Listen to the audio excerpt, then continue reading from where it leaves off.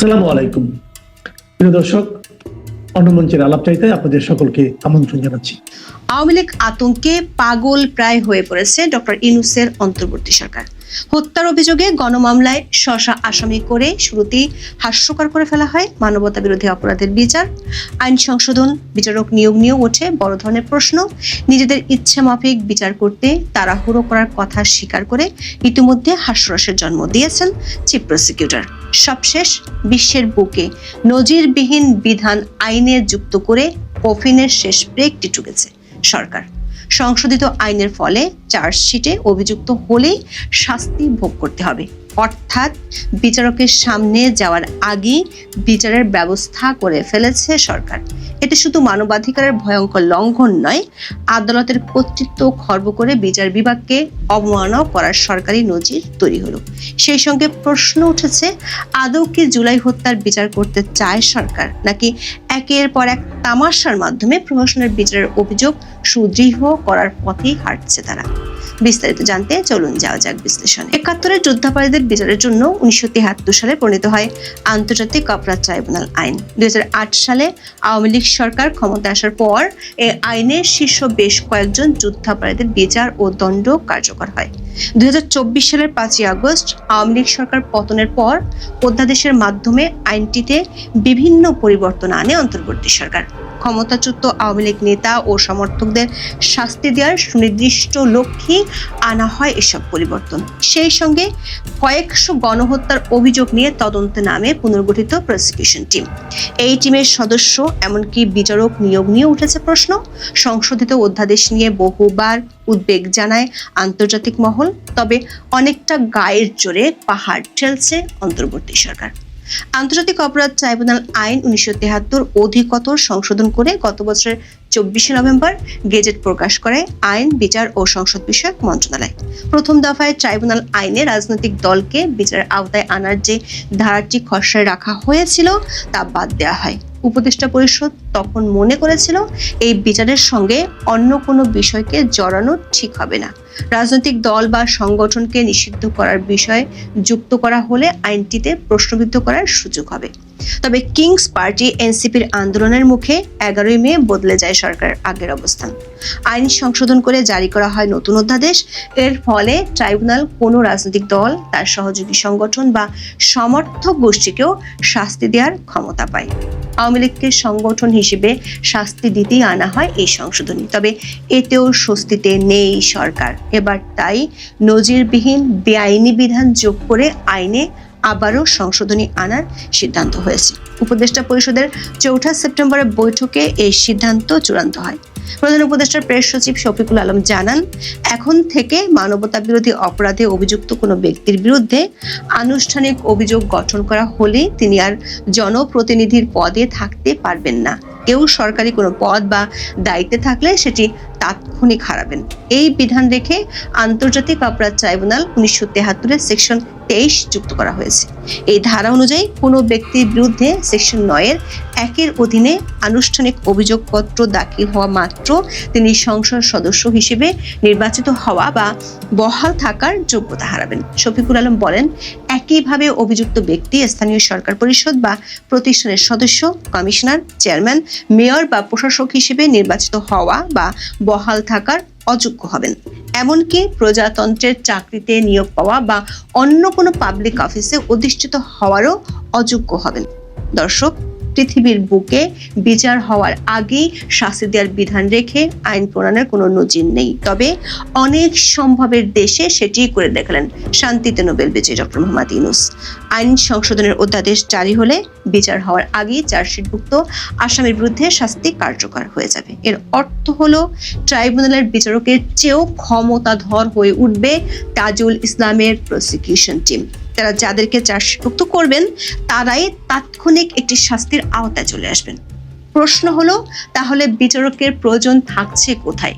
আইনটি আরও কিছুটা সংশোধন করে চার্জশিটভুক্ত আসামিকে মৃত্যুদণ্ড বা কারাদণ্ডের বিধানও যুক্ত করতে পারে সরকার। এর মধ্য দিয়ে সরকারের মিত্রদের দাবি অনুযায়ী বিচারের দীর্ঘসূত্রতার অভিযোগেরও শুরু হতে পারে। আইনের এই সংশোধনের মাধ্যমে বিচারের গতি রুদ্ধ করে দেওয়ার ভয়ঙ্কর নজির তৈরি করল অন্তর্বর্তী সরকার। সাময়িকভাবে এটি আওয়ামী লীগ নেতাকর্মী ও সমর্থকদের দমনে ব্যবহারের সুযোগ তৈরি করলেও দীর্ঘমেয়াদে বিচার ব্যবস্থাকে ইচ্ছা মাফিক ব্যবহারের পথ খুলে দিচ্ছে। সেই সঙ্গে আদালতকে পরোয়া না করে নিজেরাই বিচারক হয়ে যাওয়ার মতো দানবীয় উদাহরণ তৈরি করেছে সরকার। এর ফলে শুধু দেশ নয়, আন্তর্জাতিক পর্যায়ে জুলাই হত্যার বিচার তামাশায় পরিণত হতে যাচ্ছে। কারণ সারা বিশ্ব জুড়ে ফৌজদারি বিচার ব্যবস্থার প্রধান নীতি হলো প্রিজাম্পশন অফ ইনোসেন্স। একজন অভিযুক্ত ব্যক্তিকে দোষী প্রমাণিত না হওয়া পর্যন্ত নিরপরাধ হিসেবে ধরা হয়। আরেকটি মূলনীতি হলো বার্ডেন অফ প্রুফ, মানে অভিযুক্তের দোষ প্রমাণ করার দায়িত্ব সম্পূর্ণভাবে প্রসিকিউশনের উপরে থাকে। ফৌজদারি অপরাধ প্রমাণের দায়িত্ব প্রসিকিউশনের। প্রসিকিউশন নিজের ব্যর্থতা ঢাকতে এখন নিজেই বিচারক হয়ে উঠছে। অবশ্য চিফ প্রসিকিউটর তাজুল ইসলাম কয়েকদিন আগেই মুখ ফসকে তামাশার বিষয়টি প্রকাশ করে দেন। জানান, অন্যদের উপর ভরসা নেই বলে সরকার নিজ দায়িত্বে তাড়াহুড়ো করে বিচার গুটিয়ে আনছে। ঢাকায় 31শে আগস্ট এক অনুষ্ঠানে তিনি বলেন, আগামী নির্বাচিত সরকার জুলাই আন্দোলনের সংগঠিত অপরাধ এবং গুম খুন সহ আওয়ামী লীগ সরকারের শাসনামলে সংগঠিত মানবতাবিরোধী অপরাধের বিচার প্রক্রিয়া নিয়ে অগ্রসর হবে কি না সেজন্য তাড়াহুড়া করতে হচ্ছে। ফলে যতটা নিখুঁতভাবে এই কাজটা করা দরকার ছিল তা তারা হয়তো করতে পারবেন না, অনেক বেশি হ্রাস করতে হচ্ছে বলে মন্তব্য করেছিলেন তিনি। বিচার কতটা হাস্যকরভাবে চলছে তা নিজে অকপটে জানিয়ে দেন তাজুল ইসলাম। বলেন, গুমের যে বিস্তৃতি, এই জায়গায় এই বিচারগুলো করার জন্য যে পরিমাণ সময় দরকার, এতটুকু সময় কিন্তু গুম কমিশনও পাচ্ছে না, তারাও পাচ্ছে না। যদি তারা অন্তত চার্জশিটগুলো দিয়ে যেতে না পারেন তাহলে এটা বড় ধরনের ব্যর্থতা হবে বলে মনে করেন তিনি। যার অর্থ হলো নিজেদের সফল দেখাতে যেন তেনভাবে চার্জশিট দেয়া আর বিচার করার এজেন্ডা নিয়েছে প্রসিকিউশন। তিনি দাবি করেছেন 1800+ গুমের ঘটনা, যেগুলোর অনেক শাখা প্রশাখা আছে, তিনি প্রশ্ন রেখেছেন এগুলো কি নিখুঁতভাবে কয়েক মাসে বের করা সম্ভব। নিজেই আবার এর উত্তর দিয়েছেন, বলেছেন প্র্যাকটিক্যালি তো সম্ভব না, কিন্তু এই অসম্ভব কাজ তাদের করতে হচ্ছে এই আশঙ্কা থেকে যে পরের গভর্নমেন্ট যদি কিছু না করে।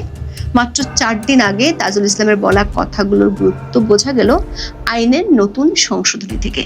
ট্রাইব্যুনালের প্রসিকিউশন টিম বেশ ভালো করে বুঝে গেছে, যত চেষ্টাই হোক প্রহসনের বিচার শেষ করতেও একটি যৌক্তিক সময় প্রয়োজন। আন্তর্জাতিক মহলের কাছে কিছুটা বিশ্বাসযোগ্যতা পেতেও এই সময় দিতে হবে। আর সে কারণে অন্তত চার্জশিট দেওয়ার প্রতিশ্রুতি 4 দিন আগে দিয়েছিলেন অতীতের যুদ্ধাপরাধের দায়ে দণ্ডিত জামাত নেতাদের পক্ষে লড়া এই আইনজীবী। আর সে চার্জশিটভুক্ত হলেই যাতে আসামিদের ন্যূনতম শাস্তির বন্দোবস্ত করা যায় সেই উদ্যোগটি নিয়েছে ইউনূস সরকার। তবে বাস্তবতা হলো এর মধ্য দিয়ে মবতন্ত্রে স্থায়ী পথে আর এক ধাপ এগিয়ে গেলেন ডক্টর মোহাম্মদ ইউনূস। গত 13 মাস ধরে রাস্তাঘাটে যেভাবে মবের মাধ্যমে তাৎক্ষণিক বিচার চলছে, তার সঙ্গে আনুষ্ঠানিকভাবে সরকারও যোগ দিল। বেআইনি বিধান আইনে যুক্ত করে আদালতে বিচারের আগে সরকারি হয়ে গেল প্রাথমিক বিচারক। ঢাকায় 4 দিন আগে তাজুল ইসলাম বলেছিলেন, অপরাধীর পরিচয় শুধু সে একজন অপরাধী, তার পরিচয় হতে পারে না যে সে কত বড় সংস্থায়, কত বড় অফিসার, কত বড় কর্তা। যারা অপরাধী তাদের দায় কারোরই গ্রহণ করা উচিত নয়। আইনের শাসন, মানবাধিকার এবং সভ্যতা ও জাতিসত্তাকে রক্ষা করতে হলে অপরাধের বিচার নিশ্চিত করতেই হবে। দর্শক, কে অপরাধী আর কে নয় সে বিচারটি করার কথা আদালতের। তবে আইনের সংশোধনের কারণে তাজুল ইসলামই হয়ে যাচ্ছেন প্রধান বিচারক। তিনি যাকে চার্জশিটে রাখবেন তাৎক্ষণিকভাবে তিনি দোষী সাব্যস্ত হবেন, শাস্তিও হবে তাৎক্ষণিক। সবচেয়ে বড় কথা হলো দেশের যে কোনো বিচারক বা আদালতের চেয়েও ক্ষমতাধর হয়ে উঠতে যাচ্ছে তাজুল ইসলামের টিম। বাংলাদেশে একটি আদালতের রায়ের বিরুদ্ধে উচ্চ আদালতে যাওয়ার সুযোগ রয়েছে, উচ্চ আদালতের রায় স্থগিত করার এখতিয়ার রয়েছে, কিন্তু তাজুল ইসলামের টিমের চার্জশিটে নাম আসা মাত্র যে শাস্তি কার্যকর হবে তার বিরুদ্ধে আপিলের সুযোগ নেই আইনে। প্রশ্ন হলো, একটি দল বা গোষ্ঠীকে দমনের লক্ষ্যে যে আইন করছে সরকার, সেই আইনের ব্যবহার কি চিরদিন এই জায়গাতেই সীমাবদ্ধ রাখা যাবে? অভিযোগপত্রে নাম আসা মাত্র শাস্তি ভোগ করার নজির কি আওয়ামী লীগই আটকে থাকবে? কারণ বাংলাদেশের ইতিহাস বলে, কালো আইনগুলো যে সরকার করে সে সরকার সে আইনগুলো খুব বেশি ব্যবহারের সুযোগ পায় না, কিন্তু পরবর্তী সরকার ক্ষমতায় এসে বিরোধীদের দমনের জন্যই আইনগুলো সবচেয়ে বেশি ব্যবহার করেছে। যেমন ধরা যাক 1974 সালের বিশেষ ক্ষমতা আইন কিংবা 2000 সালের জননিরাপত্তা আইন। এই আইন দুটি আওয়ামী লীগ সরকারের আমলে প্রণীত হলেও বেশি ব্যবহার করেছিল পরের সরকারগুলো। আবার তথ্য প্রযুক্তি বা আইসিটি অ্যাক্ট এবং তার সে কুখ্যাত 57 ধারা, যেটি প্রণীত হয়েছিল বিএনপি আমলে, অথচ সেটির ব্যবহার শুরু হয়েছিল পরের সরকারের আমলে।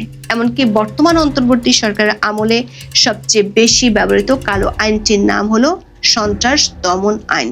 মার্কিন সরকারের প্রেসক্রিপশনে 2008 সালে ফখরুদ্দিন মঈনুদ্দিনের তত্ত্বাবধায়ক সরকার এই আইনের অধ্যাদেশ জারি করেছিল। পরে